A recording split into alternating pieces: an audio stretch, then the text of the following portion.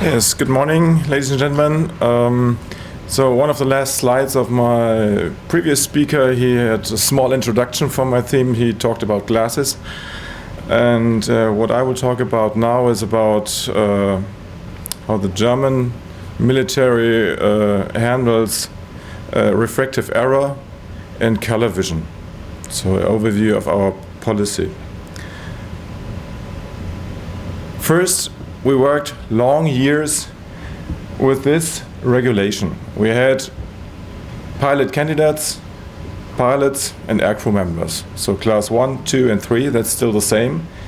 And we had these regulations +2, and for myopia minus 0.75, astigmatism 1 dioptry, and for jet 0.5 dioptries. When you see for the pilots, it's a little bit more, and for aircrew members, also a little bit more. But when you heard the talk a few days ago about the testing to get young candidates, to get them into flying, you get more and more problems to find good and candidates who are fit for flying because they have glasses. This is 1.0 dioptries, but they are absolutely fit persons for flying, but they have thicker glasses. So we thought about what we could do. So we worked with this regulation several years. We did wavering also for young pilot candidates, and so that we get them into flying. And we looked into our databases if there is a jump in the myopic shift, if they are starting with 1 dioptry or something like that, or with a little bit higher. So we have also in our database lots of candidates for aircrew members, for ATC, and we could look into these data, and we found there is no big jump, so we could change these regulations. And we changed it, and it looks now a little bit more complicated. What's still the same, the vision we want to have on each eye with correction is 20/20, not with both eyes, with each eye for himself. And so now you see there are more portions. You see pilot candidates, looks quite the same, but you make a difference if they want to become helicopter pilot or jet pilot. And then another change is we divided the aircrew members into permanent aircrew members and non-permanent aircrew members. So we have permanent aircrew members, it's flight technicians and people like this, load masters, and we have other people who are working on a plane who need medical for flying, especially flight surgeons, medevac personnel, the paramedics in the back of the Airbus. So that's a quite different community of people who are in the plane. And you see it's a little bit more, hyperopia +3, myopia -3. When you compare it to the civil regulation when we introduced it, it's the same, almost the same we had in the JAR regulations at that time. That was Amendment 2 of the JAR regulations. So when you compare helicopter flying and transport flying, it's quite similar to civil flying. Not the same, but quite similar. And you see, for jet, it's more strict because that's totally different. But why we raised also the regulations for jet? We have other possibilities to help the pilots. We also have a contact lens program, and so we can give them contact lenses. But what you see here, we had one thing was very strict. This was for jet candidates, the limit of 0.5 dioptries with the astigmatism, and we didn't change it. Why we didn't? Everything became a little bit wider, but this not. We give our pilots contact lenses. They all can get contact lenses. I will talk about that. But usual contact lenses, spheric contact lenses, work very good on the eyes, but they are rotating. Rotating with a spheric contact lens is not a problem. When you wear toric contact lenses, that's quite different. When you wear toric contact lenses, it's usually stabilized by gravity. So the contact lens knows the gravity is down there, so it's standing this way. So it has to stand there because your glasses don't rotate on your eyes, and because they are fitted to your eyes and to your ears and to your nose, so we need the ENT doctor. But the contact lenses, they don't have these points. They have to be stabilized on the eye. Hard contact lenses are not stable on the eye, so we give soft contact lenses. These soft contact lenses, when they are stabilized, it works. But when you lay your head to the side, when you look television, you see after 3-4 times blinking the eye, it's not clear anymore. Then you have to sit up again, don't sleep anymore, and then the picture is clear again. And then you will say, okay, when somebody is flying helicopter, there are no G events, not so much, but on a high performance jet like a Eurofighter, you heard it's stabilized by gravity. He's flying around in a dogfight with 9G plus. That's very good gravity. But it would work if you would fly in this turn and never look outside. Just look straight ahead. Don't move the eyes to the side and don't move the head to the side. So that doesn't work. Always when he looks to the other jet, he has to see the picture is away. And we want them to have 20/20 on every eyes. That doesn't work. So the toric lenses are not possible to wear. What we do in our military, how we solve this now, what we give to the people. First, we give them eyeglasses. Not eyeglasses whatever you want. You can find out what's looking good, Gucci, Armani, or with bling bling or things like that. It's not allowed. We have special eyeglasses for aviators. We have half eye frames, we have sunglasses, and we have a contact lens program. But what eyeglasses we allow? We allow for far vision, for the normal eyeglasses, 2 kinds of frames. That's the Charmant EO 10.900 and the Eschenbach Titan 827000. These are special eye frames. We tested them in our Department of Ergonomics. They fit to masks, they fit to visors and all these things. They fit to earphones and to the all these helmets. And they look like this. This is the Charmant frame. All our pilots have to wear it. We had former times the Metzeler Wimbledon that looks like, when you look to old films like Dallas or Denver, they wore that in the 70s, so this is not anymore. They don't fit. This is made of Titan and we use this. Or we have the Eschenbach frame that looks quite similar, and they work with all our helmets and all our masks and things like that. What do we put in these frames?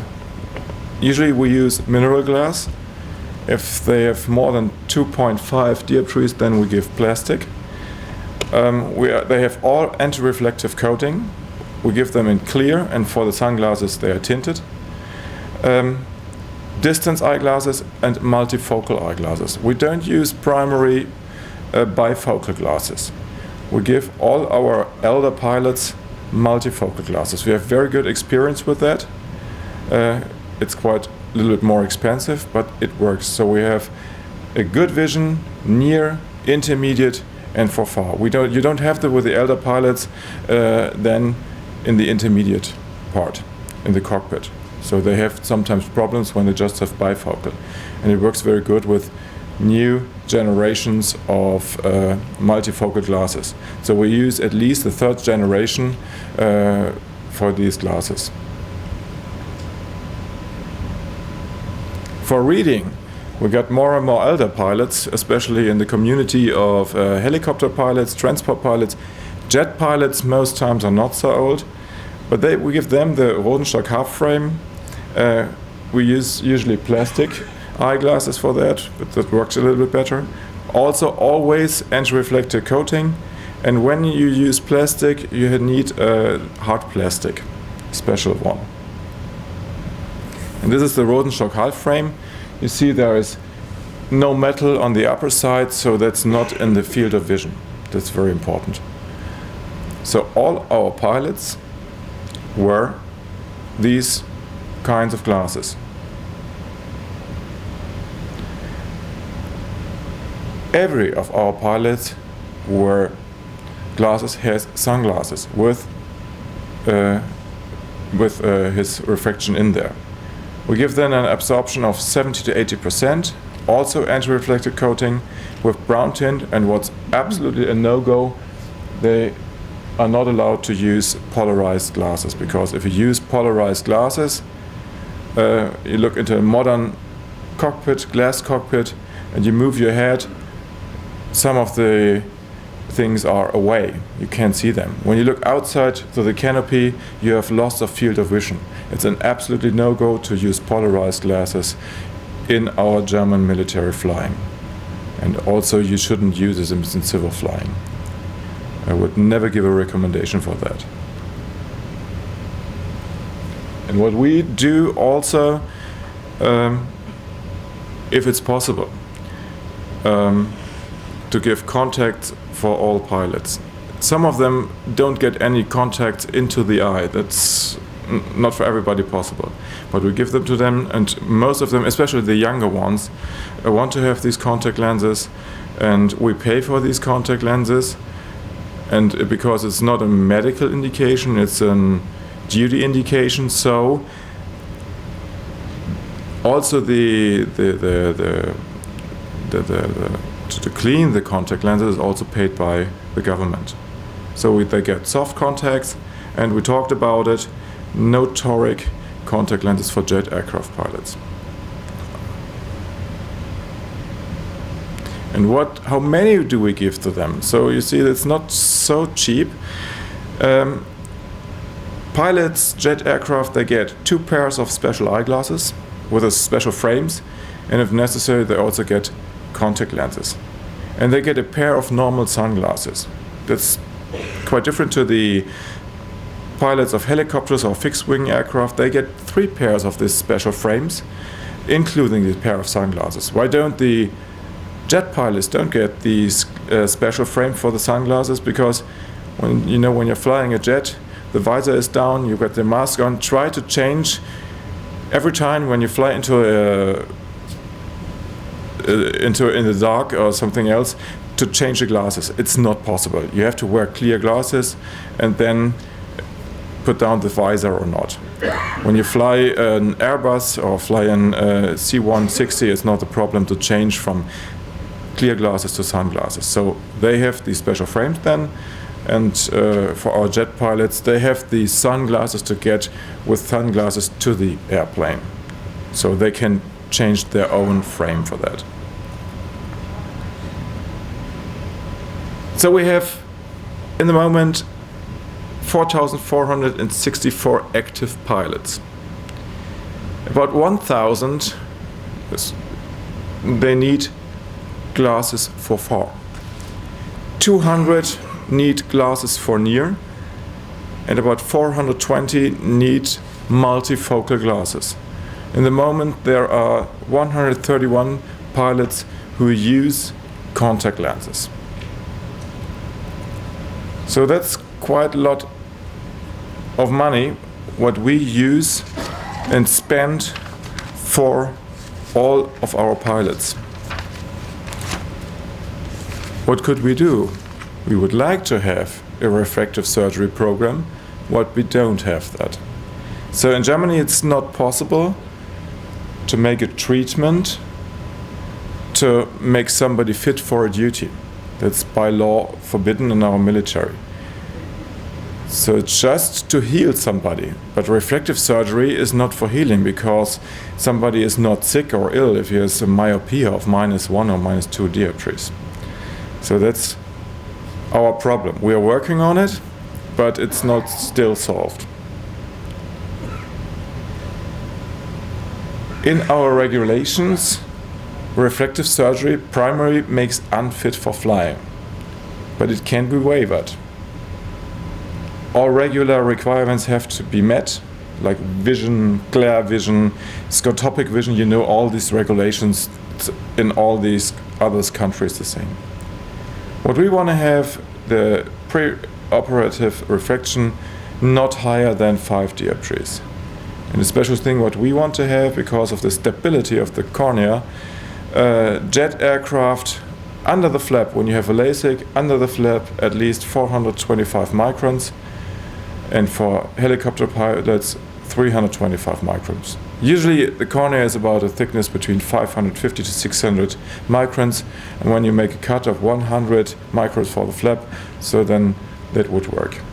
And so we have the guarantee that the stability is not reduced for all the corneas, especially in the G environment of the jet, or vibrations and things like that in the helicopter.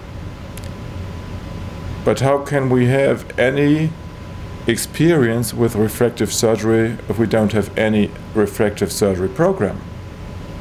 We have.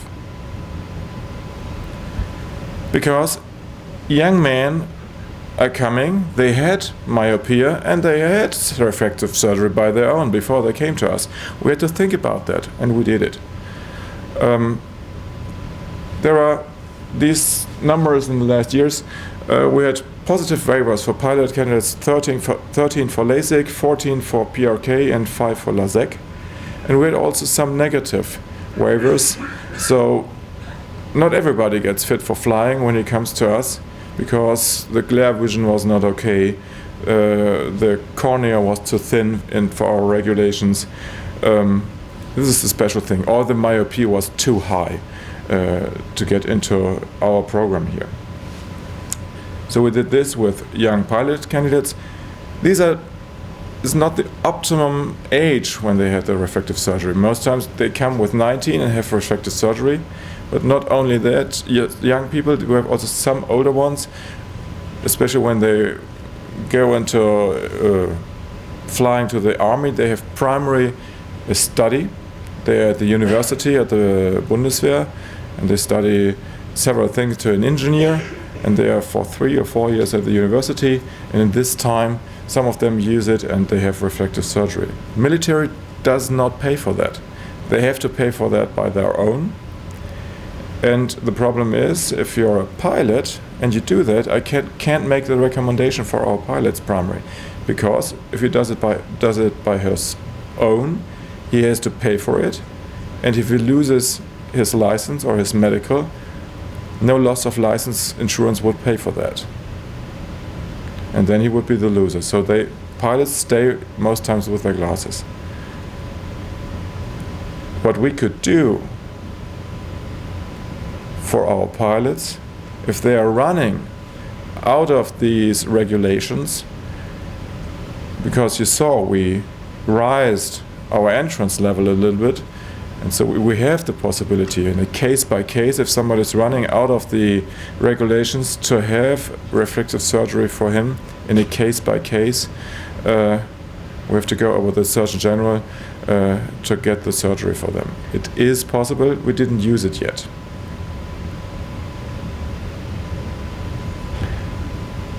We have also refractive surgery for aircrew, LASIK, PRK, and intraocular contact lenses. And you see there are not so many negative waivers. That's most time not so the problem.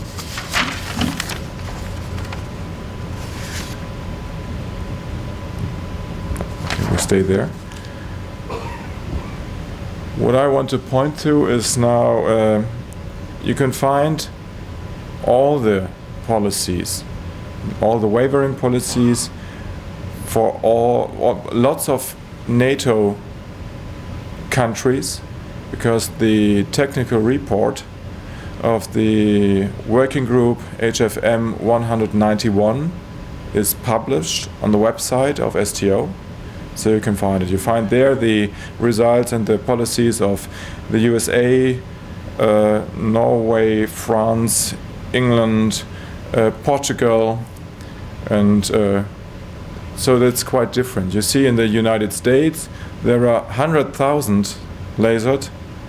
The British colleagues now started with lasering. The French colleagues do some lasering and do it. The pilots have to pay for that, but they do it in the military hospital. So it's quite different from every country to another. And you can see this in the technical report, what policies we have in NATO. And they're quite different. They're not the same. We're working on it to get that on the same level. But the political conditions are quite different between these countries and the regulations, so it's not so easy. Next point I wanted to show you, what is the point of the German military to color deficiency? We are very strict with color deficiency. We don't accept any color deficiency. So we do with all our candidates who comes to our institute, because all our candidates come to our institute and we make the first examination and we make Ishihara for screening, and we do with everybody an anemaloscope. If there's any problem, if you missed one Ishihara plate, or with this, we have the NO 100, it's the screening anemaloscope. If there's any problem, we do the Nagel anemaloscope. And he has to have the AQ between 0.65 and 1.3. That's normal. And we don't give any wavering for pilots with the color deficiency. We have the possibility to make the Nagel anemaloscope, so we do it. It's different in other countries. The United States is quite different. They use the PIP test, and because it's not only in one place, you don't do all the screening in Wright-Patterson Air Force Base. They come there with their problems. And I know from John Gooch there are some who had problems, who had color deficiency and wanted to change now to UAV, and then they have the problem. So we don't have this problem yet in our military. In our institute we had a Baines lantern several years ago. We don't have it anymore. We don't accept a lantern test for military flying. When you look to the civil regulations, it's quite different. When you look there now to the EASA regulations, what is color safe? Color safe means there that you can see all the lights and colors out of the plane. That's color safe. Is that enough for the modern cockpit? We checked lantern test if it fits to our modern cockpits. We checked it with Tiger, we checked it with Eurofighter, we checked it also with civil planes. And we saw the lantern test is testing something different than what we have in the cockpit, totally different. And in military flying it's quite very important to see everything on the displays, on the glass cockpit. And you see it also now why the US had the problem to the UAVs. You have all the monitors in the container, they have to see it. And when you look into the modern cockpit, if it's an F-22 or a Eurofighter, it's a glass cockpit. And you have multicolor displays. You have also the multicolor displays in civil aviation, so they should think about these regulations. But for military, it's in our response, we don't accept these things. So we do the anemaloscope, and if he passes, it's okay. If he doesn't pass, it's not okay. Another thing is non-permanent aircrew members, like flight surgeons, like medevac personnel. So that's quite different. They don't have to do anything with the glass cockpit. They're working with the patients in the back of the plane. So there we can make a case-by-case wavering for these persons. You can see what he's doing. We have to know what they are doing, and then we can use perhaps the cone contrast test for that, or we can use lantern we don't use, but you can look for several things, and then you can give wavering, and with restrictions you can't do this or this, and then he's fit for his job, because the requirements for color vision there is not so high. But for color vision for pilots, we are absolutely strict. Questions, I think we will have in